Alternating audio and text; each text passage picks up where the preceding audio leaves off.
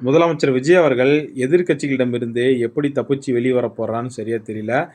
வியட்நாம்ல படகு விபத்துல தமிழ்நாட்டை சார்ந்த 10 நபர்கள் உயிரிழந்தாங்க. அங்க தான் பிரச்சனையே ஆரம்பிக்குது.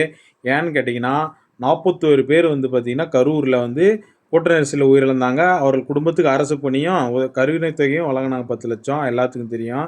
அத நெறைய பேர் எதிர்த்தாங்க. இப்போ வந்து எதிர்க்கட்சிக்கு ஒரு ட்ரம்ப் கார்டு கிடைச்சுக்கிச்சு. அதாவது விஜய தாக்குறதுக்கு. என்னன்னு கேட்டீங்கன்னா, வியட்நாம்ல அந்த படகு விபத்துல 10 பேர் விழுந்தாங்கல்ல, அவங்க குடும்பத்துக்கும் அரசு பணி கருணை தொகை 10,00,000 குடுங்க.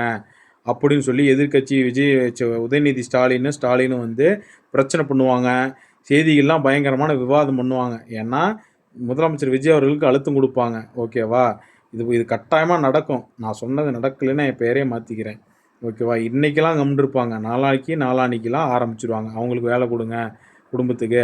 அரசு பணி குடுங்க, உதவித்தொகை, கருணைத்தொகை குடுங்க அப்படின்னு சொல்லி பிரச்சனைய ஆரம்பிச்சு விட்டுக்கிட்டு, விவாதங்கள் பண்ணி அடிச்சுக்கிட்டு இருப்பாங்க. அதனால இது எப்படி முடிய போகுதுன்னு தெரியல. 2வது அன்புமணி ராமதாஸ் அவர்களும் ஒரு கோரிக்கை முன் வச்சுட்டு வராரு. 41 பேரு கூட்ட நெரிசல்ல உயிரிழந்தாங்கல்ல, அந்த குடும்பத்திற்கு அரசு பணி வழங்கும்போது, அதாவது பழைய காலத்தில அந்த 25 பேர் குண்டடிப்பட்டு செத்தாங்கல்ல, இடஒதுக்கீட்டுக்காக. அந்த தியாகிகள் குடும்பத்துக்கும் அரசு பணி வழங்குங்க. அவர்களுக்கு வழங்கும்போது, இவர்களுக்கு தியாகிகளுக்கு வழங்குறதுல என்ன தவறு இருக்கு? அப்படின்னு சொல்லி ஒரு கோரிக்கைய முன் வச்சுட்டுருக்காரு. அதாவது 41 பேருக்கு அரசு பணி வழங்குனார்ல, அத வந்து அவர் எதிர்க்கல, ஆதரவும் தெரிவிக்கல.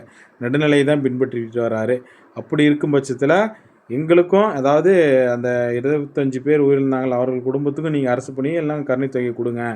அப்படின்னு சொல்லி கோரிக்கை முன் வச்சுட்டுருக்காரு. இந்த பிரச்சனைகள்லிருந்து முதலமைச்சர் விஜய் அவர்கள் எப்படி தப்பிச்சு வெளிய வரப்போறான்னு பொறுத்திருந்து பார்ப்போம். நன்றி, வணக்கம்.